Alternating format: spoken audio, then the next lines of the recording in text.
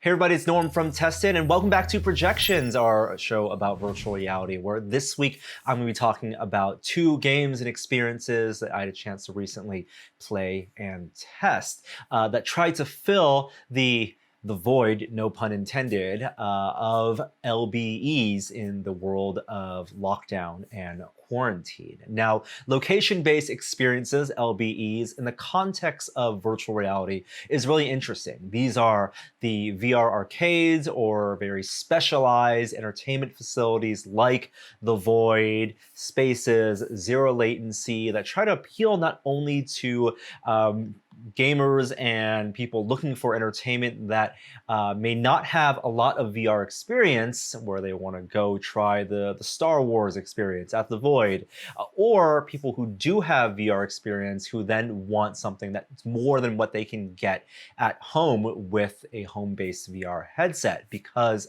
things like a physically built out location or in-person physical multiplayer or real-world objects you can interact with, including custom controllers and large space tracking systems. Now, of course, all of these companies are kind of struggling right now. They can't really operate while we're under lockdown, and that includes escape rooms. And so the first experience I want to talk about is a company called Adventure Lab, and they've developed an escape room, a multiplayer escape room for VR that I think is a fascinating combination of an escape room style puzzle experience that takes about 40 minutes, as well as an immersive theater experience.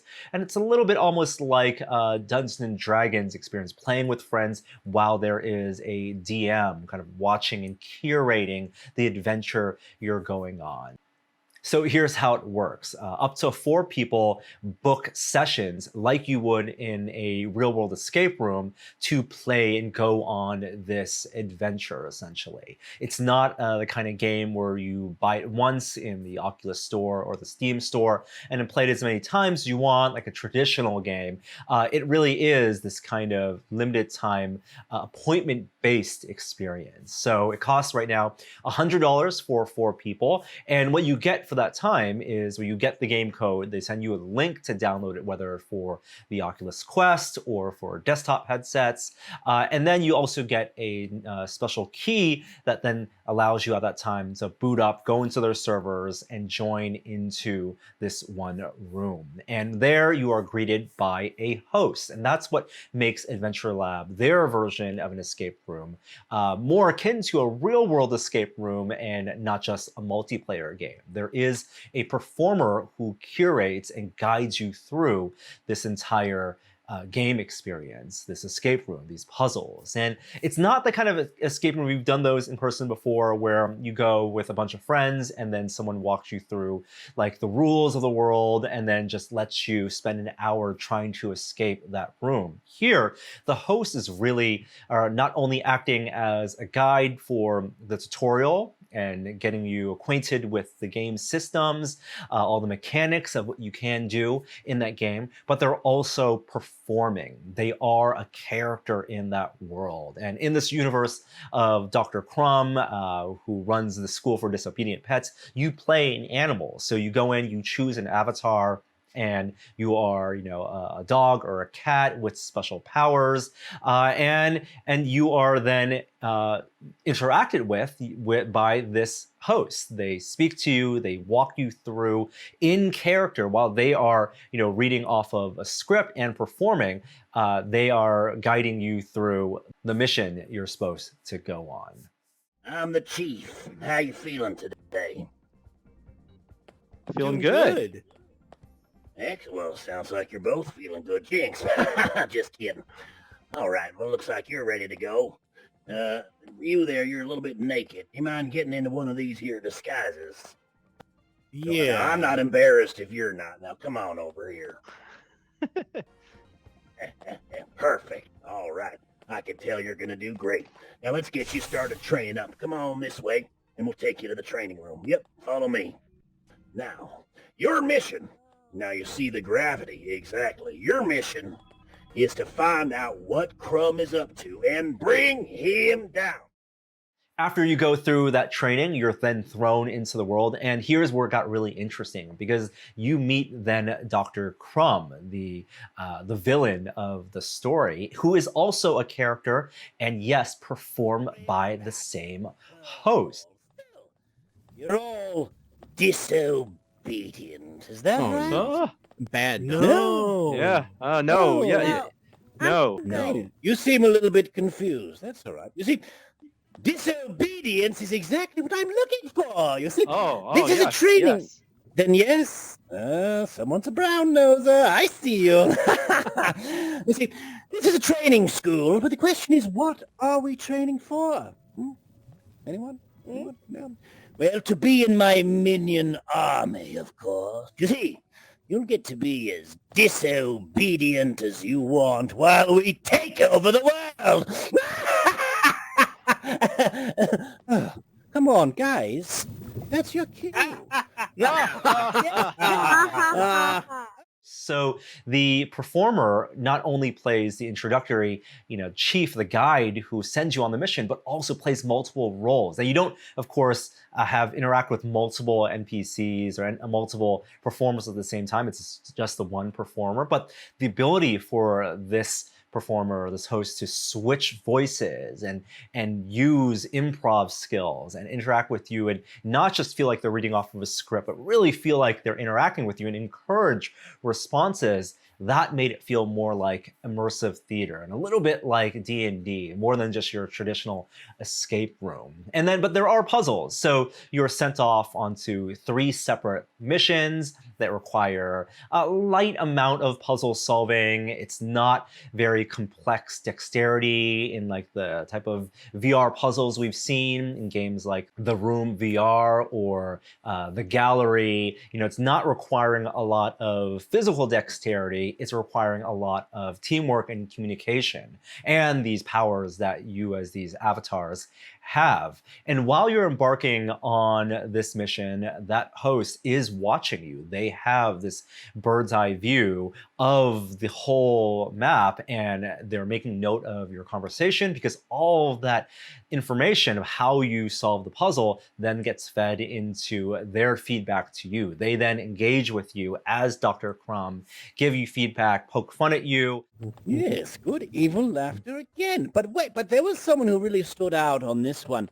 Now, who said use the 3rd dimension? Who was that? That was yes, me. that was you. You're my new favorite. Yes. Okay. Yes. Well, don't get too cocky.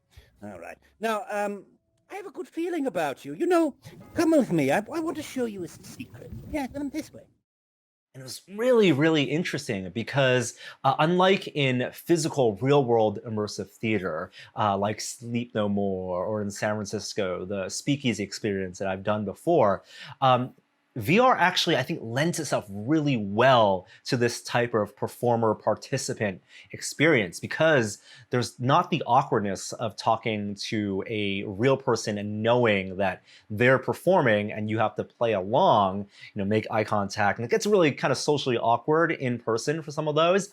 Here, you're both behind avatars. They are Dr. Crumb, you are this animal, and I think VR allows you more freedom to play along and have fun, and the awkwardness really went away. I found it really, really interesting and engaging. Now, the whole thing lasts about 40 minutes, including about 10 minutes, 15 minutes of the training tutorial. So there's not a ton of game there, but every minute I thought was incredibly enjoyable, and really hats off to the performer who guided us through this. They were just top notch. It was really, really well done, really well performed, and I can't wait to see what Adventure Lab does next in terms of expanding, developing more of these escape rooms, more of these adventures, whether it's in this cartoonish world of Dr. Crumb or in other styles. I would love to see them over time develop maybe more complex puzzles, things that are more akin to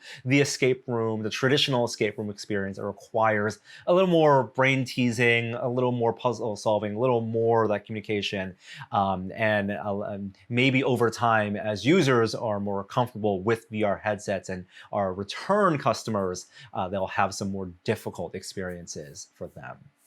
Now, the second LBE substitute is actually used to be an LBE game. It's called Tower Tag. And over in Europe, it was one of the games that you could go to a VR arcade, put on a headset and hold a custom-made controller and play this kind of laser tag, but in VR, in a kind of large play environment, a room scale based environment. And the developers of Tower Tag have also now released that same game on the Steam store. And it's a really interesting proposition because you can tell the game was really made for VR arcades. It's a competitive multiplayer game up to 8 people. The graphics look great, and you essentially play a version, like I said, of laser tag. There's deathmatch, there's elimination, and then there's a command point control mode called Gold Tower. And the environments are these vast spaces filled with these platforms, each of the platforms corresponding to the play area that you would have in a VR arcade or the space you would have set up in your home for this instance. And it's called Tower Tag because you're on these control platforms, these towers, but there's also a pillar in the middle of each tower that acts as kind of a shield for you to hide behind, as well as encourage you to really walk around that pillar. It's like local locomotion, while you also can jump between the pillars by grappling and then warping over to them. It's really fluid movement. You use the grip button, you then hook on to a tower, snap your hand back, your wrist back, and then you fly over. Really comfortable and fun. But they're really encouraging this kind of cooperative multiplayer play where you're strategizing, you're positioning your team members, healing each other as the team members advance, and then having these shootouts while you're on your own control platform and sniping enemy players on their platforms, whether it's across the map or in a platform adjacent to yours. And here's where the interesting aspect comes in taking that very basic and simplistic game and trying to get people to play it at home. Because when you play Tower Tag at a VR arcade, they're going to give you a custom controller that looks like the game model. And that's one of the benefits of LBEs, that there can be these custom fabricated controllers that increase the sense of presence because they match what you're holding matches what you see in game. And developers here have decided to release the 3D model, as a 3D print file based on the exact model that's used in Tower Tag, and they sent you one. So this is essentially what you would be playing with if you went to Tower Tag at an LBE. And it's made for use with the Oculus Touch controller. I'll do an assembly. It's actually really, really well designed. And the amazing thing is that this is now a publicly available file for you to download if you have a 3D printer. There may be some of you out there who may have both 3D printers and VR headsets. I would assume that some test viewers would be in that camp. And this is a really, really nicely designed mount for the Oculus Touch controller. There are, of course, a bunch of kind of pistol grip mounts that you can download on Thingiverse or buy on Etsy to play for games like Pistol Whip or Space Pirate Trainer. But I love the way this locks into the controller and makes it basically a two-handed grip blaster. Really secure and nice weight distribution. This is only 10% infill, 3-layer thick shell. So it's sturdy enough, not super heavy, but it's good enough to give it some substance, some weight. And because this model is perfectly matched up to the game model, it does add a little bit of enhancement of presence, a sense of that you're actually getting more than your traditional VR game that you play at home. Now, one of the challenges, because this is relying on people to buy the game and then play multiplayer, is the population of people. And there aren't simply that many people who have Tower Tag right now. There are bots that help fill those lobbies. And one of the things that devs are doing is starting a summer league with a real cash prize to encourage people to practice, to fill up those lobbies, and then compete in a tournament to win that prize. Now, what I'd love to see for this developer is to really develop more games. They could be mini games, arcade style games, shooting galleries that would use this game model. Because if they're asking people to buy Tower Tag and download and print this, I want to get more use out of this 3D printed blaster, and maybe even allow other game developers to tap in this game model if they want to create some type of standard two-handed single controller game using this print, so to allow people to make, again, more use of the plastic that they're printing out. I think it's a really interesting concept. Not enough game developers working in VR have tried experimenting with that, and completely understandable because not everyone's going to have VR headset or access to a 3D printer. But hats off to them for making this available. We have links to the print file below. Even if you're not going to try out Tower Tag, which I encourage you to do if you're going to print this out, it works really well as a blaster for Pistol Whip as well, or Crisis VR 2, which also just launched this past week, early access on Steam. So that's it for projections this week. Thanks for watching, and I'd love to know what VR experiences you're trying right now that are substitutes for LBEs, whether it's something that's replacing teleconferencing or escape rooms, or what you're using to hang out with friends in VR. Let me know in the comments below. Love to try those demos out, and I'll see you next time. Bye.